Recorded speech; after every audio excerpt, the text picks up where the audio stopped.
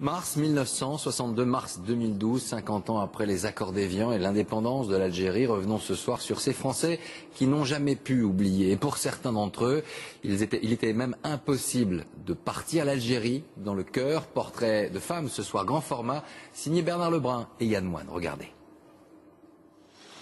À 87 ans, Germaine a désormais besoin de l'aide de son fils pour traverser la place des Palmiers. Jadis place d'Isly. Et depuis l'indépendance, place du 1er novembre, la Toussaint Rouge, le jour du soulèvement. Née en 1925 sur cette terre, Germaine appartient à la 4e génération des Ripoll. Algérienne et française, les deux à la fois. Une famille qui a pris racine ici au 19e siècle. Bien sûr, elle a son franc-parler, Germaine, la restauratrice d'Arzeux. Et le grand départ de 1962, elle ne l'a pas compris. Les pieds noirs, pour commencer, n'auraient pas dû partir comme ils ont fait. Ils auraient dû rester et lutter. Hein.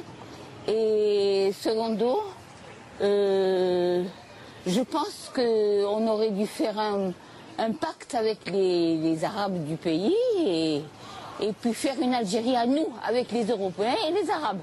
Tous. Voilà, comme on disait avant. Et ça aurait marché. Ça aurait marché, je suis sûre. Et vous êtes l'une des rares à être restée à Arzeux. Je suis la seule. Pas des rares, la seule. Après les accords d'Évian, le gouvernement français s'attendait à l'arrivée en métropole de 100 000 Européens d'Algérie. On les appelait ainsi. Mais ils furent 1 million de pieds noirs à traverser la Méditerranée, fuyant les règlements de compte du FLN et les attentats de l'OAS. La mer qui sépare, la Méditerranée. Germaine, elle, ne s'est jamais résolue à quitter cette rive. Regardez ma petite fille comme elle est jolie. Là où enfant, elle a appris à nager. Dans la boîte à photographies jaunie par les années, s'entasse toute une vie d'Européenne en Algérie. Me voilà encore quand j'étais jeune. Mais hier comme aujourd'hui, jamais Germaine ne semble avoir connu la peur. Quand je monte dans une voiture, c'est toujours des Algériens qui conduisent. Ah, Madame Germaine, heureusement vous êtes là. Vous êtes le pilier d'Arzeux. Il faut vraiment, on vous admire.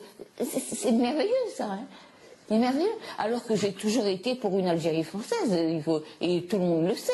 Hein. Mais quand tu as touché à un cheveu d'un Algérien, jamais de la vie. Cohabiter dans le respect des différences. Ils ne sont plus qu'une poignée de Français à vivre ce quotidien, comme ici, à Blida, où l'imprimerie Mauguin a pignon sur rue depuis 1857. Bon, c'est bon, monsieur Metaoui. Chantal, la descendante de 4 générations de maîtres imprimeurs venus de France, la dirige aujourd'hui. 50 employés, tous algériens. Comme elle, dit-elle, née à Alger en 1946. Partie en 1962 avec sa famille, elle a choisi de revenir. On ressent cette Algérie qui souffre, on le sent personnellement. Et puis, c'est un besoin, à ce moment-là, viscéral. Je l'ai ressenti comme vraiment un besoin viscéral de revenir au pays. Les accords d'Évian avaient prévu le maintien de la propriété des entreprises aux Français, à condition qu'ils ne les abandonnent pas plus de 3 ans. Et ce fut le cas dans cette imprimerie dont Chantal est l'héritière et la propriétaire. Mais l'important est ailleurs. Le choix du cœur, comme elles disent, de Germaine à Arzeux et de Chantal à Blida, fait qu'un dialogue se poursuit en Algérie.